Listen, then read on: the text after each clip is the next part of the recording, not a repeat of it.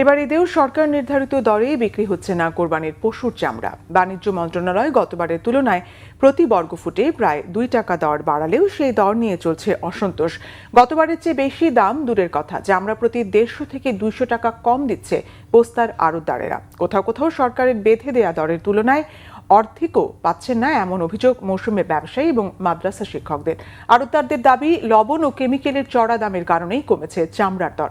Report শুভ মাহফুজের। রাজধানী জুড়ে পশু কোরবানি শেষ হতেই ঢাকার সবচেয়ে বড় কাঁচা চামড়ার আড়ত লালবাগের পোস্তায় শুরু হয়েছে ব্যস্ততা। বিভিন্ন এলাকা থেকে দুপুরের পর থেকে চামড়া আসতে থাকে এখানে। অনেক কষ্ট করে চামড়া আনলেও হতাশ মৌসুমী ব্যবসায়ী ও কওমি মাদ্রাসার শিক্ষকরা। তাদের অভিযোগ, চামড়ার দাম গড়ে 5 থেকে 600 টাকার বেশি মিলছে না। এর জন্য ব্যবসায়ীদের সিন্ডিকেটকেও দায়ী করেন তারা। বরং খুব একটা অবস্থা খারাপ, কারণ দেখেন আমরা একটা ট্রাকে একটা চামড়া নিয়ে আসছি, আমাদের খরচ পড়ে গেছে 100 থেকে 150 টাকা।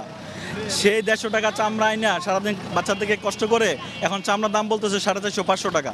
এতিম এবং গরিবদেরকে পড়ালেখা করার জন্য যে আমরা প্রচেষ্টাটা করি, সেটাই এই চামড়া সিন্ডিকেটটা নষ্ট করে দিচ্ছে।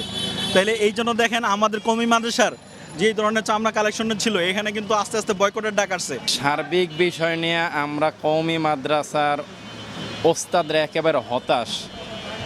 যে আমাদের যে আশা ছিল অন্তত 800-1000 টাকা হবে, কিন্তু সেখানে 400 থেকে 450 টাকার উপরে চামড়ার দাম বলতেছে না তারা। আমাদের বোর্ডিংগুলো 3 মাসের খরচ চলতো অন্তত এই চামড়ার আমদানি দিয়ে। 2005-6 সাল পর্যন্ত এই পুরান ঢাকার চামড়া 5,500 টাকা পর্যন্ত বিক্রি হয়েছে। অভিযোগ করার মতন সেই জায়গা হতো নেই। এমনকি যাদের কাছে আমরা যে কম দামে তারা দিচ্ছে, কম দামে দিচ্ছে, আমাদের শর্তগুলো অমান্য করে দিচ্ছে। ছোট বাচ্চার কথা না পাইছে, তাদের কাছে বলতে আসলে তারা বলে না দিবেন কিনা দেখেন, না লেগে সেই যাবো কোথায়। তবে ব্যবসায়ীরা বলছেন, চামড়ার প্রসেসিংয়ের উপাদান, লবণ ও কেমিক্যাল সহ সংশ্লিষ্ট সবকিছুর দাম বেশি হওয়াতে কাঁচা চামড়ার দাম কম। কারণ একটা চামড়া লবণে 400 টাকা খরচ আছে।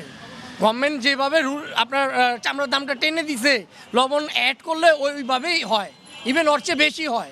না, কোনো সিন্ডিকেট না, এটা কোনো সিন্ডিকেট। কেমিক্যালের দাম বেশি, এই কারণে একটু লবণের দাম বেশি, খলিফা মজুরি বেশি। গাড়ির খরচ, লেবারের খরচ, এরপরে এটাতে লবণ লাগানো, এরপর হচ্ছে আরও প্রসেসিংয়ের কাজ আছে। এদিকে কাঁচা চামড়ার দাম কমের পেছনে চামড়ার গুণগত মান নষ্টের পাশাপাশি আন্তর্জাতিক সিন্ডিকেটকে দায়ী করেন হাইটস অ্যান্ড স্কিন মার্চেন্টস অ্যাসোসিয়েশনের সভাপতি।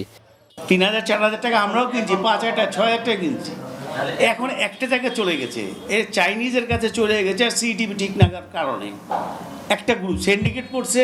বাংলাদেশের কোনো মানুষ সিন্ডিকেট করেনি, কোনো ট্রেনারে সিন্ডিকেট করেনি, কোনো আড়তদারে সিন্ডিকেট করেনি। সিন্ডিকেট করছে সব চাইনিজ আলাদা।